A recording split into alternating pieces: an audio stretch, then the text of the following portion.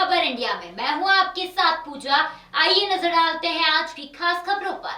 मध्य प्रदेश में कोरोना संक्रमण के बीच उपचुनाव के बाद अब नगरीय निकाय चुनाव की तारीखों की घोषणा होने वाली है। वहीं चुनाव आयोग ने भी नगर निकाय चुनाव कराने की पूरी तैयारियां कर ली है।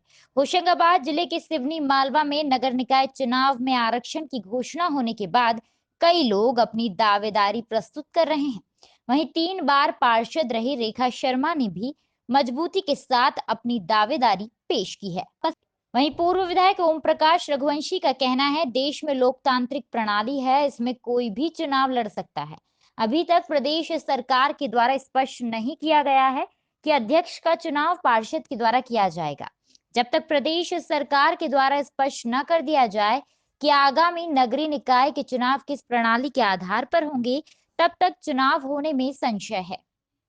वहीं दूसरी ओर लॉकडाउन की अवधि में नगर में सामाजिक सेवा कर चुकी किन्नर सरिता पांडे का कहना है कि मेरी कोई राजनीतिक पृष्ठभूमि नहीं है, लेकिन फिर भी यदि जनता ने मौका दिया तो नगर की सेवा अवश्य करना चाहेंगी।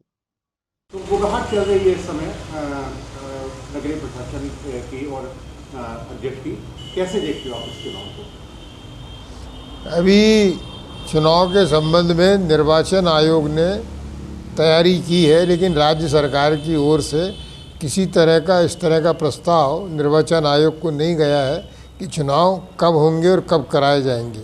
और यहाँ तक अभी सबसे महत्वपूर्ण विषय यह है कि जो अध्यक्ष का निर्वाचन होना है वो पार्षदों के द्वारा होगा या प्रत्यक्ष प्रणाली के द्वारा होगा, ये अभी मध्य प्रदेश सरकार को निर्धारित करना और उसके हिसाब से विधेयक ला करके और कानून में संशोधन करना होगा। उसके बाद ही जो कुछ भारतीय जनता पार्टी के मुख्यमंत्री ने घोषणा की थी कि हम डायरेक्ट चुनाव कराएंगे, वो कानून बनने के बाद ही होगा। इसलिए चुनाव अभी होंगे, इसमें संशय है। आरक्षण हो चुका है, दावेदार बहुत सारे आ रहे हैं बीच में, आप किस प्रकार से देखते हैं एक वर्तमान की सरकार को और एक कांग्रेस के सामने? अभी जब चुनाव का बिगुल ही नहीं बजा, सरकार ने चुनाव के लिए प्रस्ताव नहीं भेजा, तो मेरी समझ में ही नहीं आ रहा कि ये बिना मतलब के सारे लोग चुनाव की दावेदारी कर रहे हैं या लड़ने की बात कर रहे हैं। ये लड़ने की बात और चुनाव की बात तो ऐसा है कि पिछले 1 साल से चल रही है और परिसीमन भी चल रहा है। लेकिन आपने देखा होगा लगभग 1 साल के करीबन हो चुका है कि नगर पालिकाएँ खाली पड़ी हैं, ग्राम पंचायतें खाली पड़ी हैं, 1 साल से मंडी कमेटी खाली पड़ी है। तो ये सब सुगबुगाहटें चलती हैं, बातें चलती हैं और चुनाव का कार्यकाल बढ़ता जाता है। अभी कोरोना के कारण कई जगह के चुनाव बढ़े, कई चुनाव हुए और अभी वर्तमान में परिप्रेक्ष्य में आगे आने वाले समय में क्या चीज़ ऐसी आ जाए कि चुनाव आगे बढ़ जाए।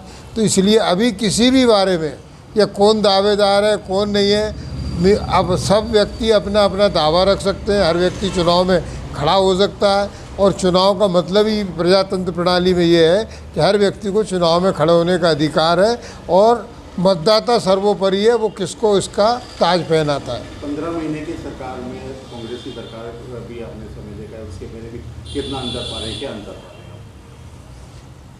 15 महीने की सरकार और अभी ये 9 महीने की सरकार में सबसे महत्वपूर्ण बात है कि 9 महीने तो अभी ये कोरोना काल में चले गए और विधानसभा के उपचुनाव में चले गए।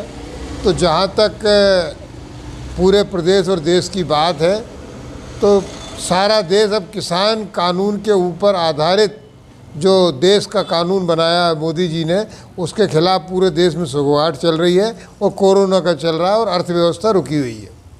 अंतर कितना है कांग्रेस के शासनकाल को और भाजपा की, अगर आपको तुलना की जाए तो क्या अंतर पा रहे हैं? अभी पिछले 9 महीने से कोई विकास के कार्य नहीं हुए। सबसे बड़े विकास का बड़ा कार्य ये हुआ कि हर घाट से रेत चोरी हो रही है। होशंगाबाद ज़िले के जितने भी घाट है, सिवनी मालवा के सारे घाटों से दिन और रात रेता का कार्यक्रम चल रहा है और हर जगह वसूली चल रही है।